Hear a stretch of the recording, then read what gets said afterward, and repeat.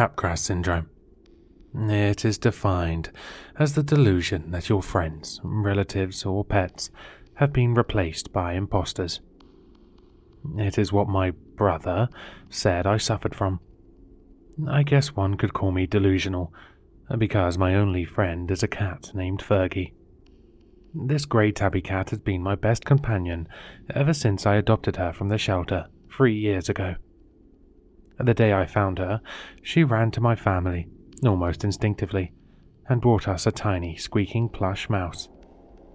The shelter allowed us to keep this plush mouse, one which they said she always brought to people with good hearts. Since then, if Fergie has brought the mouse to a visitor, they have made a positive impact in our lives. It was almost like she was our guardian, who warded off evil. The night the mimics arrived was the day Fergie did not bring my older brother Martin, the plush mouse. In fact, Fergie began hiding from Martin, who began exhibiting a strange animosity towards her. I clutched onto Fergie as Martin reprimanded me. "You need to get rid of that pest. It's just a malevolent demon with fur."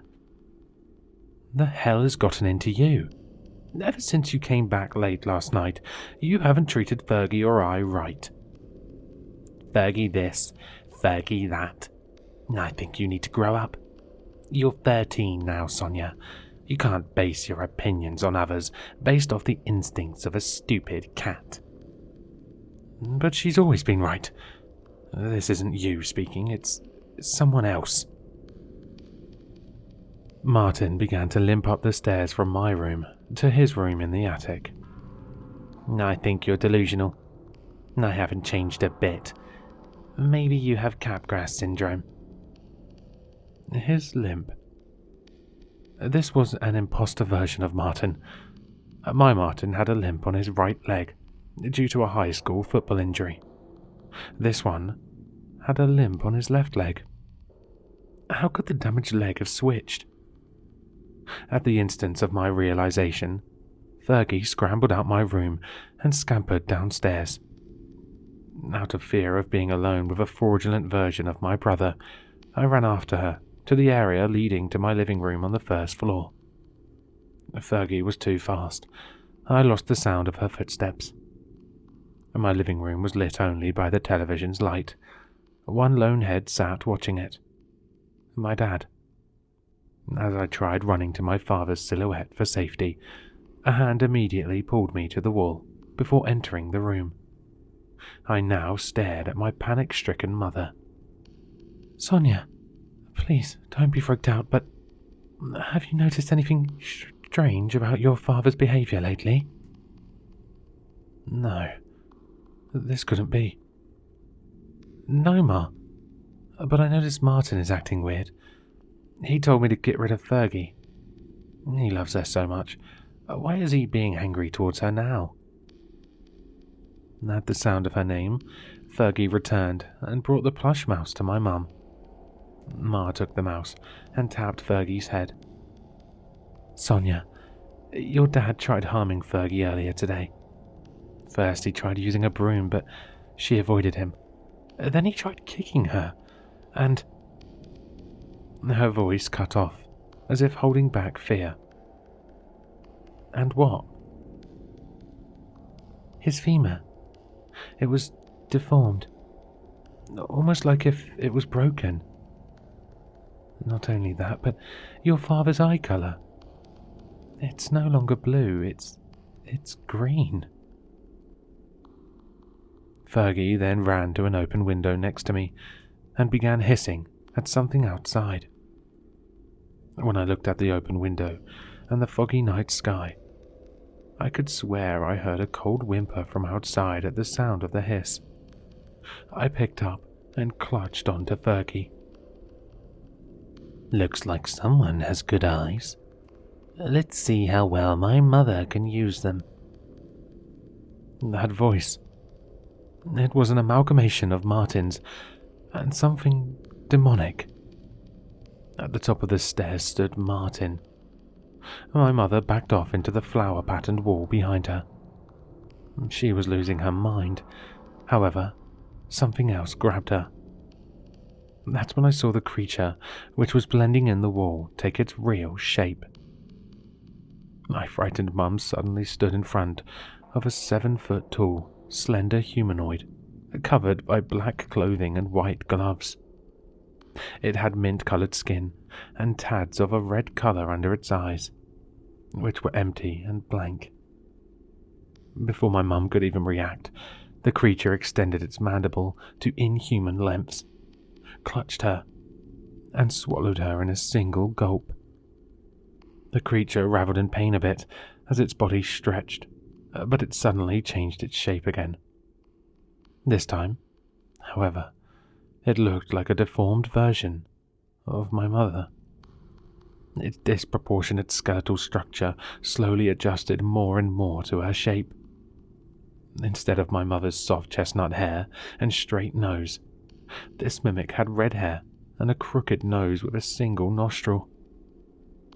I needed to escape, but I was frozen in fear and clueless as to how to defeat these things. Martin's mimic began to totter down the stairs, while my dad's mimic came from the living room to surround me. My only possible escape was now the door next to the window, but Fergie had a different idea. Fergie ran from my grasp and then let out a roaring hiss at the door next to the window. At the sound of the hiss, another mimic creature which had been blending with the front door's pattern dropped to its knees as if in sharp pain, as did the other 3 mimics. As Fergie continued to hiss and snarl more aggressively, the mimics began to ooze a red liquid from their ears. Letting out horrific bellows, they clawed at their eyes and mouths as their cuts began to reveal their real shapes again. Martin's mimic stretched its deformed arm to grab Fergie's tail, only for Fergie to bite its hand. The second Fergie bit the mimic, it began convulsing rapidly on the stairs like it was having a seizure. As the remaining mimics made their way to me, Fergie scratched at them and snarled. They all dropped in agony, powerless to her. The remaining 3 mimics then began crawling on their 4 legs and ran out of our suburban apartment like a mouse being hunted. I didn't dare look at where they went. Martin's mimic, still convulsing on the stairs, began talking. "You dirty, fucking devils win again, huh?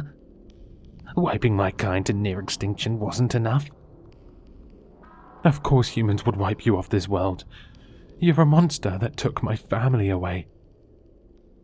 Martin's mimic cackled and convulsed more slowly.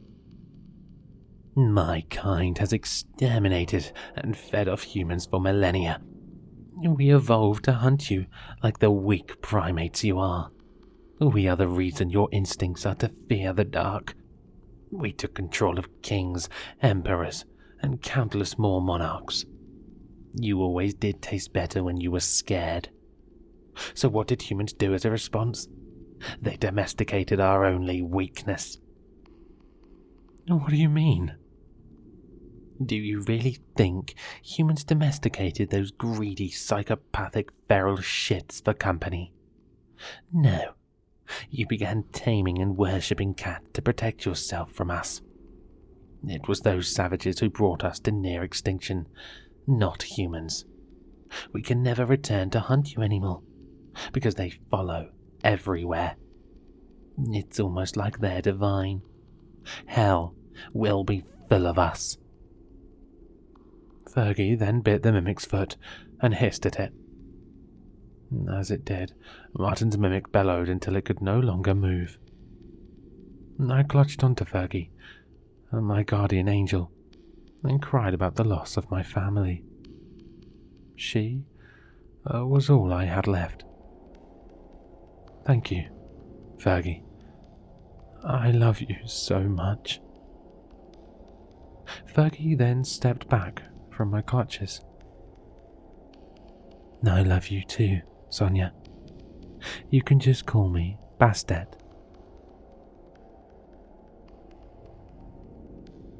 Hello listeners. If you enjoyed this story, please check out the author in the description. For more content, leave a like, comment, and subscribe for more sinister readings.